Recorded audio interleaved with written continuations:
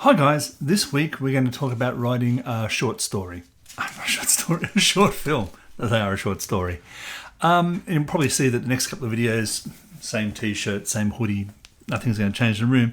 I'm recording a few in a row because I'm actually heading down for a holiday to Melbourne, visit my son, across to Adelaide, see some family friends and that sort of stuff. So I'm just going to put a few together and put them out. So if you comment and I don't get back to you straight away, or we don't read the comment out or whatever, that's the reason why I'm on the road. So, a short film.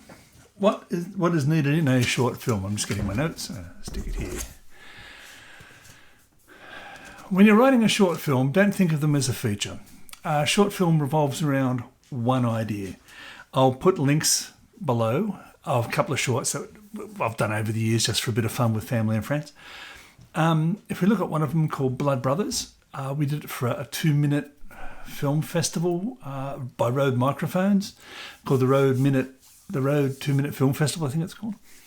We just took a single idea that if you got the blood out of the Shroud of Turin and use that to clone someone, right?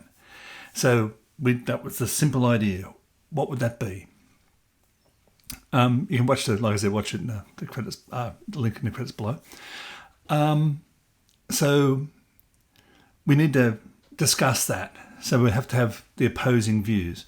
We have to have the person who maybe did it, or someone who could do it, a doctor who could, maybe the way they do cloning, if you don't know.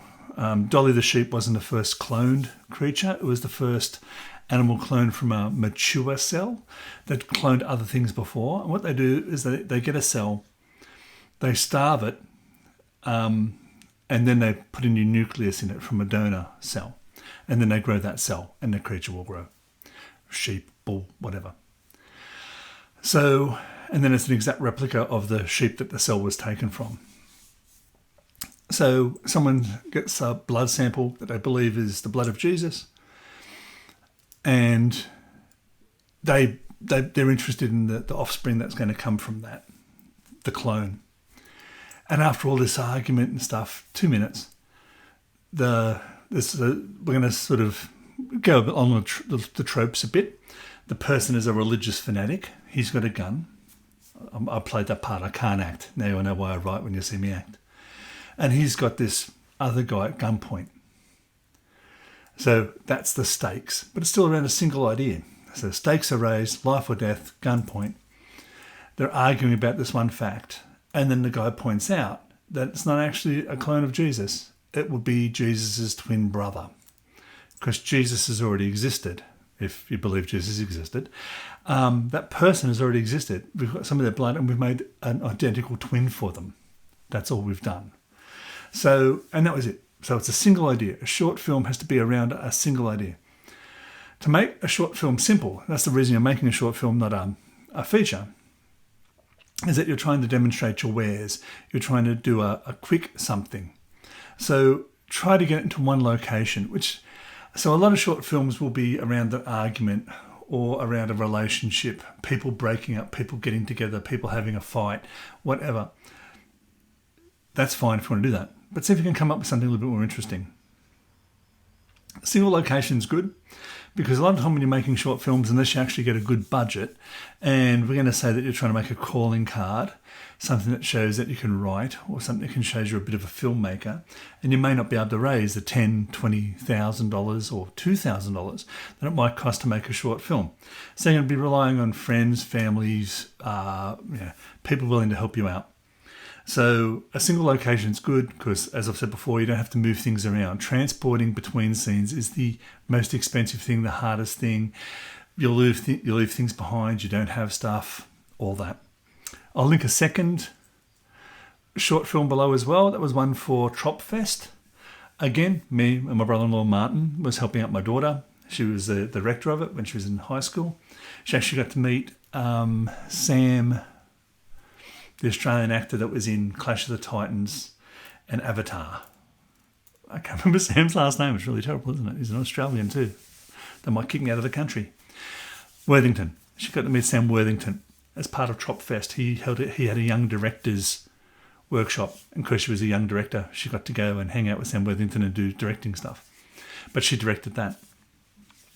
Around a single thing, but that took more time. This second film that you'll see the link in, called The Change in Me, it took more time. It took like 2 weeks, and there was only a few locations. It was a 5-minute film, but that took weeks to make because you can only get through a certain number of pages per day. Editing problems. It was first filmed under a bridge, so there's traffic overhead, so we had to try to edit out the noise. There's all the post-production. Much harder. Another thing that's good to have in a short film to make the short film memorable is a punchline or a tagline or something that happens and you go, oh, of course, they set that up.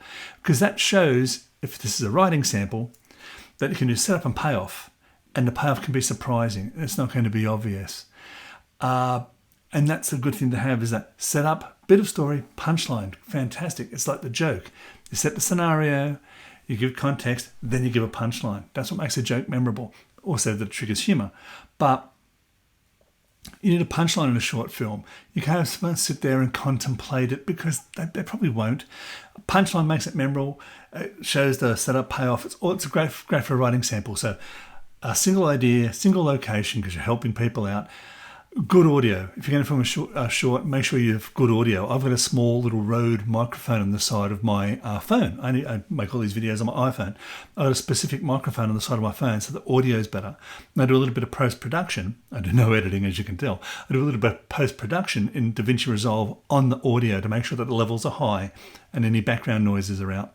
Because audio is incredibly important in a short film. Think of your short film as a single scene out of a larger story as well, if you want. So if you've got a film you like, get it down to a single scene. We've talked about writing scenes before. There'll be the video linked on the end. There should be 5 things in a scene. There should be a change in power, information given. I forget what the hell I know. A change of power, information given. People should learn something, the character or the audience. And it can't be a repeat of another scene, so we don't have to worry about that, so it's this. And it should be encapsulated and it should drive your story forward. So if we take that, it should drive your story forward, it should make people at the end of this film go, oh, that was obvious. There's the punchline. I wonder what would happen next. Sort of a lead into a universe, like a film trailer. Think of it in that way. Okay, let's do a quick short story making. The 3 things are characters, I think. So we'll choose one. Oh, it's got something written there. So we'll choose that one, this one here, and it is open it up. And the winner is a child. Choose one of these things. Choose that one. A child, open this one up. A child has some bad news to deliver. So, and that's all you need. So, okay, we'll make this child, maybe not a small child, we'll make it a teenager. So a 16-year-old. A 16-year-old goes to the doctor by herself, gets some tests done, finds out that she has a genetic disorder. It's probably going to maybe end her life, but it's going to be very, very bad. And because it's a genetic disorder, it is probably going to affect her younger sibling as well. And they're both, say, living in foster care. So she has to tell her foster carer, and maybe she's living in temporary accommodation, or maybe she's emancipated. So she's raising her and her sister. She has to go tell her sibling that maybe her life is going to end and that possibly it may come for her sibling as well. That's a single scene. Lots of drama, lots of information being given. There's going to be exchange in dynamics. And at the end, you're going to be wondering what's happened, what's going to happen to their life. It can be something that simple. A person has to give this information to that person, raise the stakes. That was just my random, I do that occasionally, pull out an idea out of the hat and see how it goes. So that's it, guys. Links below. Watch those short films. You can see how bad I really act. You can see my brother-in-law, who's a drama teacher. He's a lot better. And you can see how a 16-year-old directs a short film. And until next time, share, like, delete these things. I should have done it at the start. I know. Okay, until next time, keep writing. Bye, guys.